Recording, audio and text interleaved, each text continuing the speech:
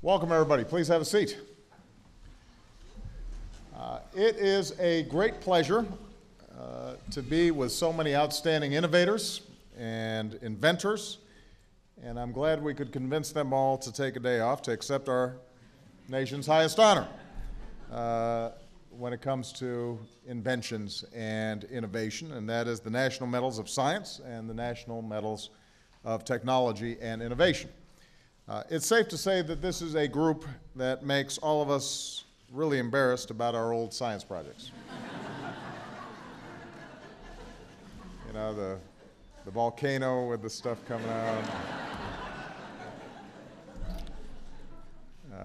You know, that with the baking soda inside. Apparently that was not a cutting-edge achievement, even though our parents told us it was really terrific. But thanks to the men and women on the stage, we are one step closer to curing diseases like cancer and Parkinson's. Because of their work, soldiers can see the enemy at night, and grandparents can see the pictures of their grandchildren instantly and constantly.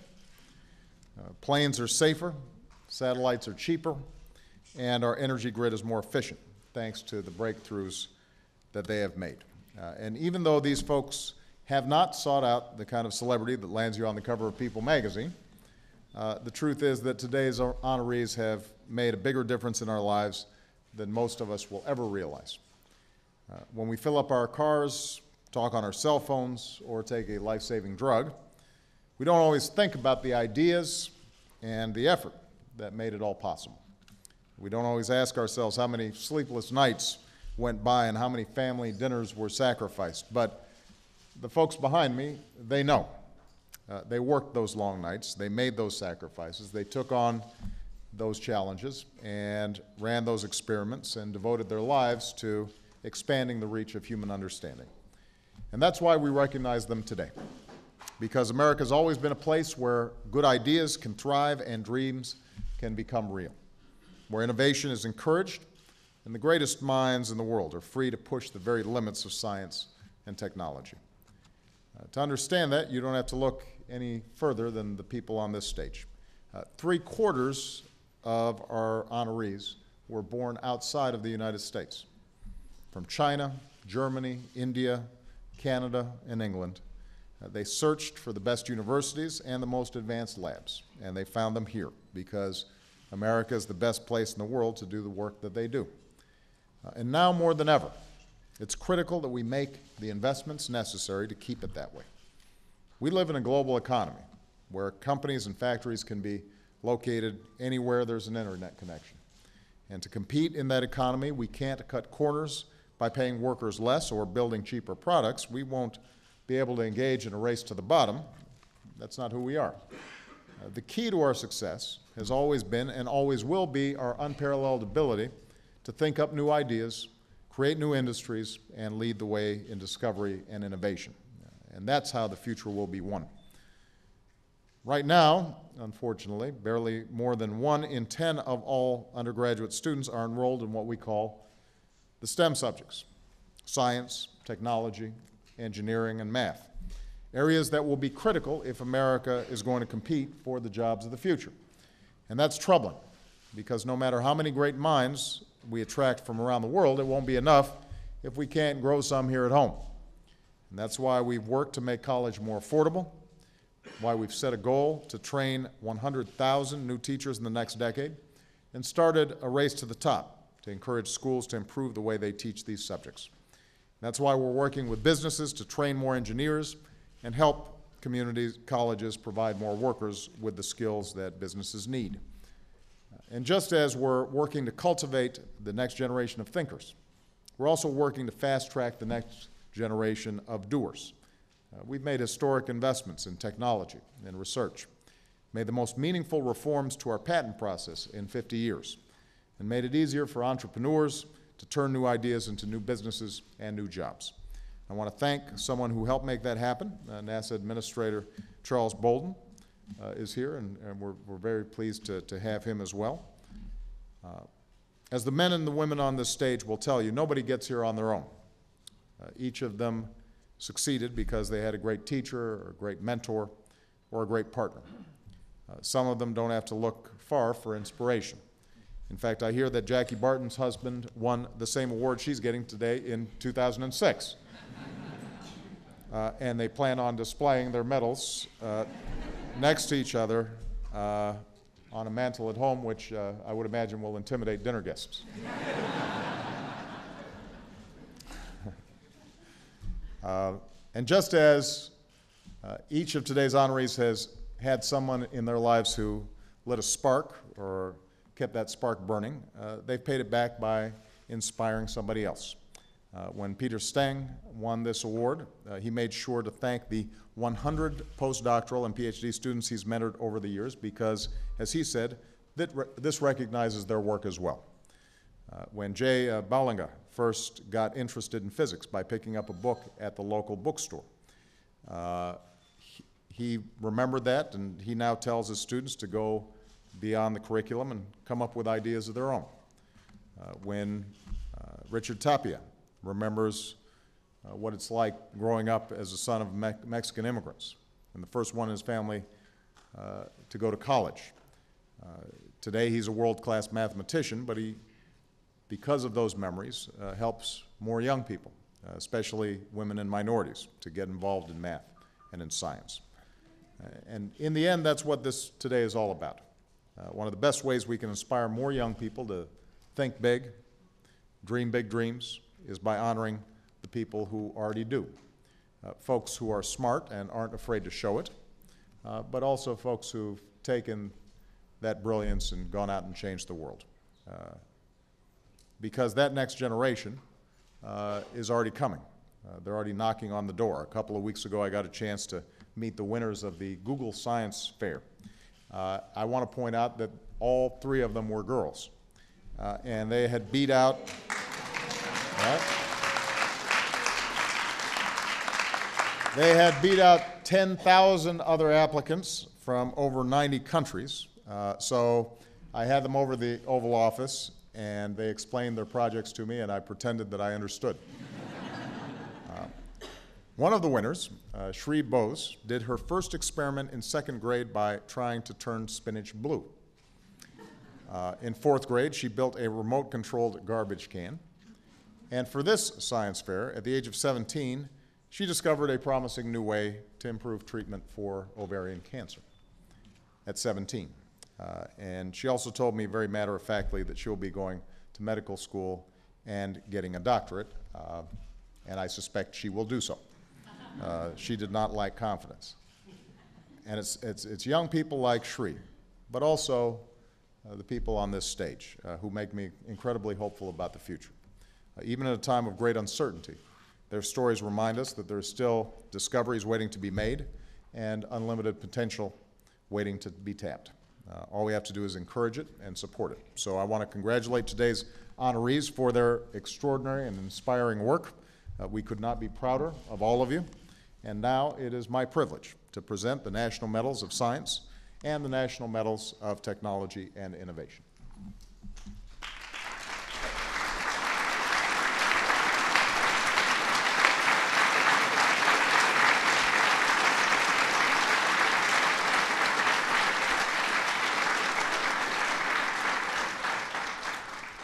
Jacqueline K. Barton.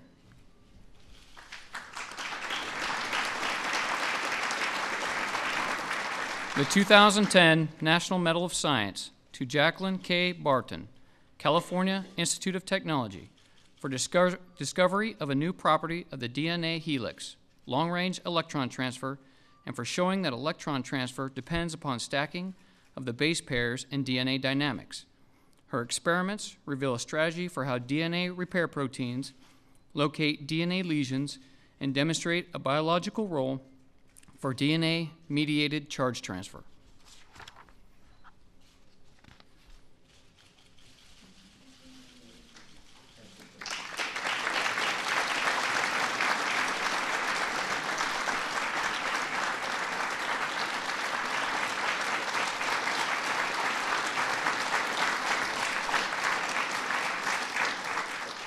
Ralph L. Brinster.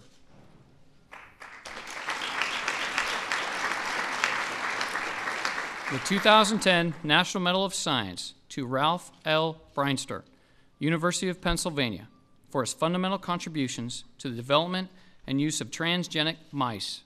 His research has provided experimental foundations and inspiration for broad progress in germline genetic modification in a range of species, which has generated a revolution in biology, medicine, and agriculture.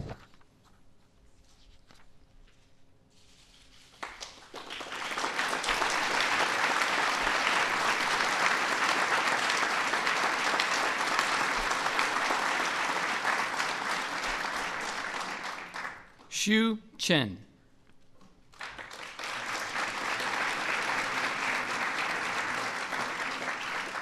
The 2010 National Medal of Science to Xu Chen, University of California, San Diego, for pioneering work in cardiovascular physiology and bioengineering, which has had tremendous impact in the fields of microcirculation, blood rheology, and mechanotransduction in human health and disease.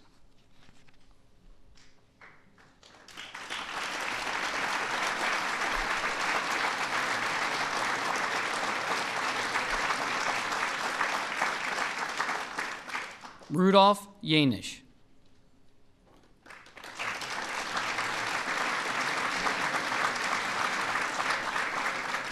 The 2010 National Medal of Science to Rudolf Janisch, Whitehead Institute for Biomedical Research and Massachusetts Institute of Technology, for improving our understanding of epigenetic regulation of gene expression, the biological mechanisms that affect how genetic information is variably expressed.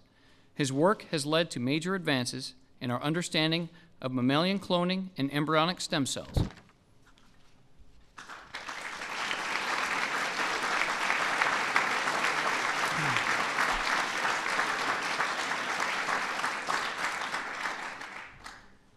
Peter J. Stang.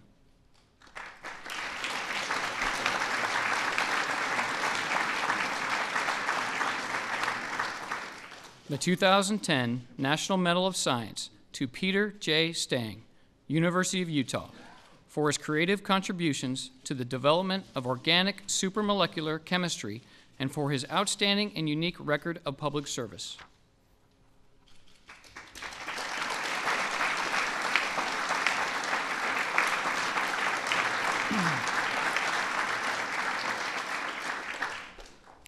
Richard A. Tapia.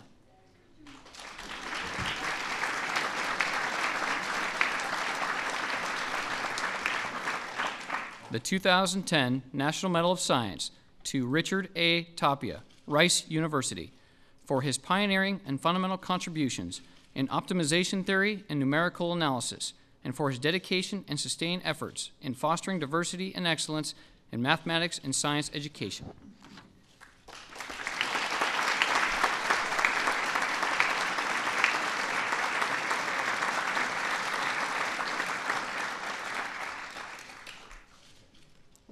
Srinivasa S.R. Vrandan.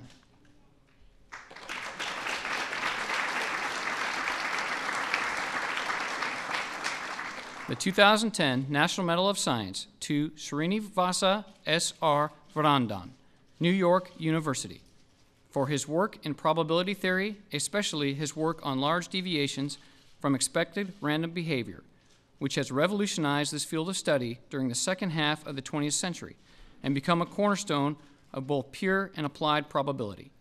The mathematical insights he developed have been applied in diverse fields, including quantum field theory, population dynamics, finance, econometrics, and traffic engineering.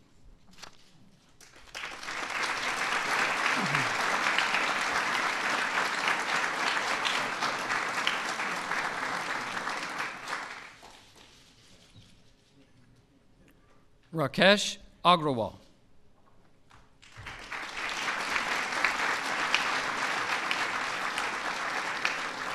The 2010 National Medal of Technology and Innovation to Rakesh Agrawal, Purdue University, for an extraordinary record of innovations in improving the energy efficiency and reducing the cost of gas liquefaction and separation.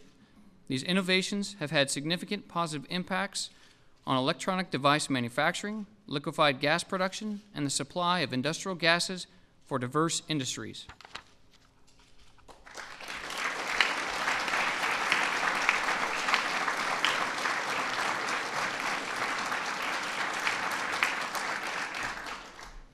B. Giant Baliga.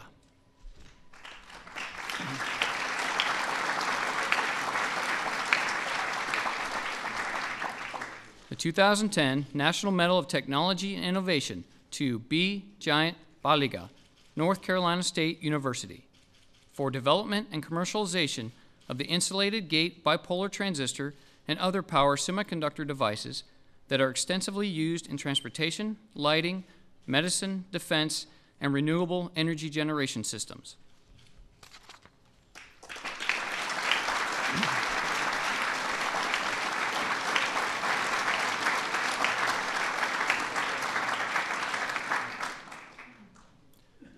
C. Donald Bateman.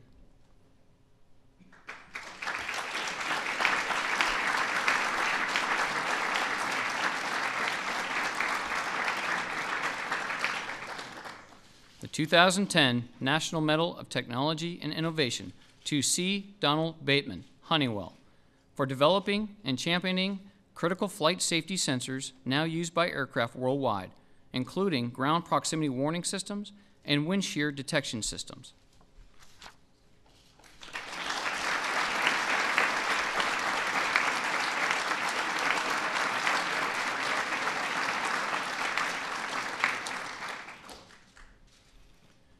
Yvonne C. Brill.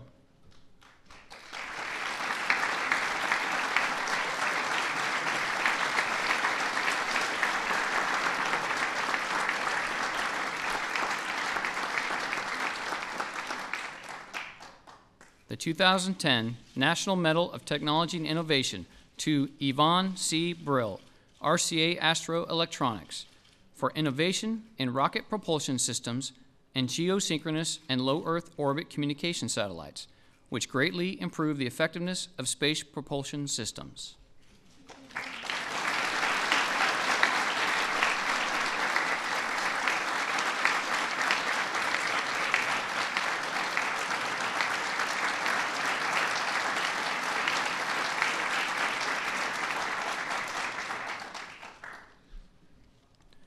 Michael F. Tomsit.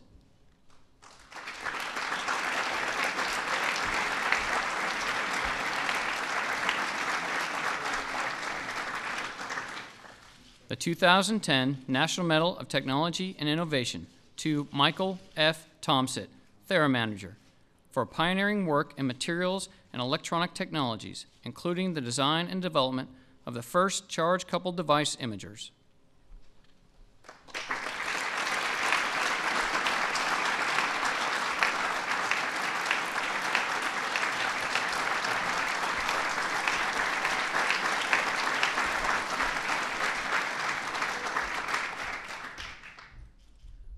Well, let's please give one more big round of applause to the National Medals of Science, National Medals of Technology and Innovation.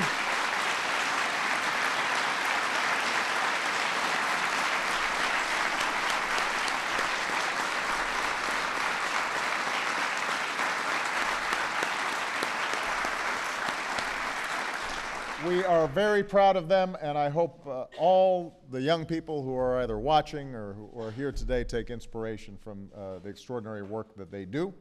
I will say that the only problem with these wonderful awards is my military aides really have to practice reading the citations because they are multisyllabic.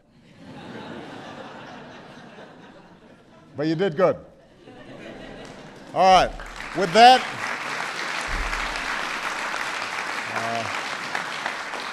I hope everybody enjoys this wonderful celebration and reception. And again, thank you so much for helping to make the world a better place. Thank you, everybody.